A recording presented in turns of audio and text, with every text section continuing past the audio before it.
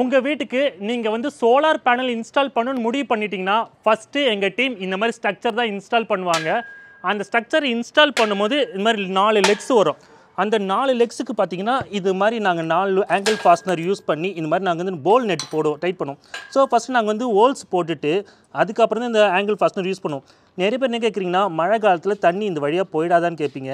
அதுக்கு உண்டான சொல்யூஷன் தான் லாக் ஃபிக்ஸ் ஃபோர்ஸ் ராக்ஸ்.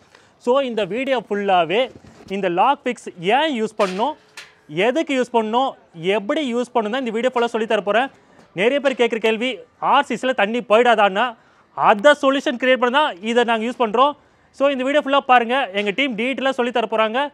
உங்கள் வீட்டுக்கும் இதே மாதிரி சோலார் பேனல் போடணும்னா டிஸ்கிரிப்ஷன் நம்பர் கான்டாக்ட் பண்ணுங்கள். எங்களோட சோலார் இன்ஜினியர்ஸ் உங்கள் வீட்டுக்கு இதே மாதிரி சோலார் பேனல் இன்ஸ்டால் பண்ணி தருவாங்க. வாங்க வீடியோக்குள்ளே போகலாம்.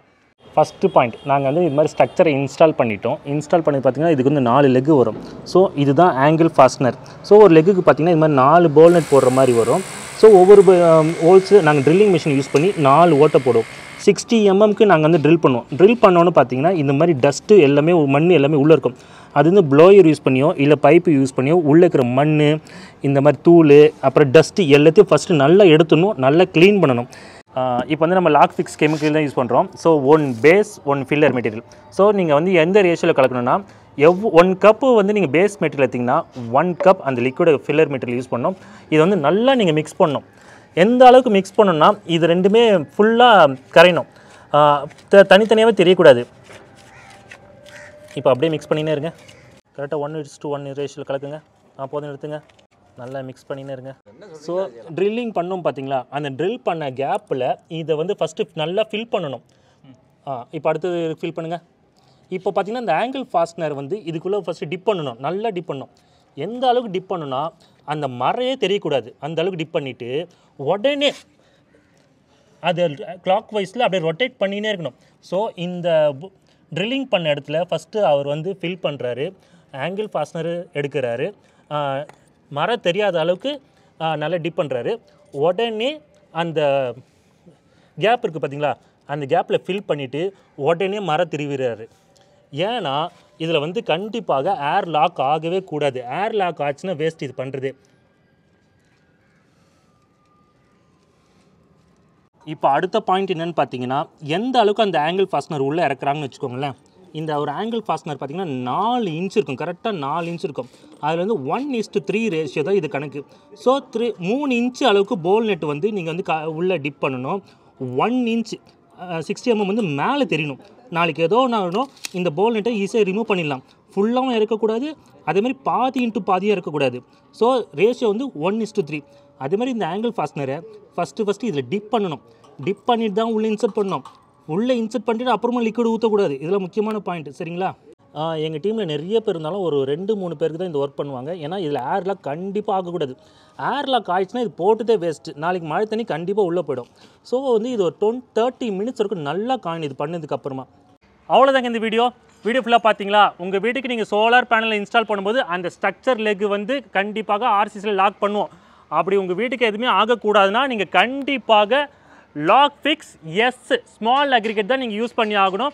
இதுதான் இது மிகப்பெரிய அட்வான்டேஜ். இதில் இன்னொரு பட் என்னன்னு பார்த்தீங்கன்னா, இது வந்து 500 ml கிட்டத்தட்ட 850 rupees 750 rupees வரைக்கும் சில ஹார்ட்வேர் ஷாப்பில் தருவாங்க.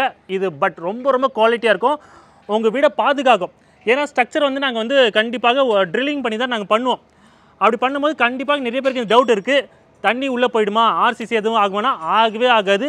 லாக் ஃபிக்ஸ் கண்டிப்பாக யூஸ் பண்ணுங்கள். இந்த கெமிக்கல் வந்து ரொம்ப குவாலிட்டி, சரிங்களா? பட் இதில் இருக்கிற ஒரு பெரிய டிஸ்அட்வான்டேஜ் என்னென்னு பார்த்தீங்கன்னா, இப்போ பார்த்தீங்கன்னா இந்த லிக்விட் வந்து ஃபுல்லாகவே காலி ஆகிடுச்சு. ஆனால் இந்த பவுடர் வந்து பேஸ் வந்து இன்னும் ஸ்டில் இவ்வளோ இருக்குது, ரிமைனிங் இருக்குது.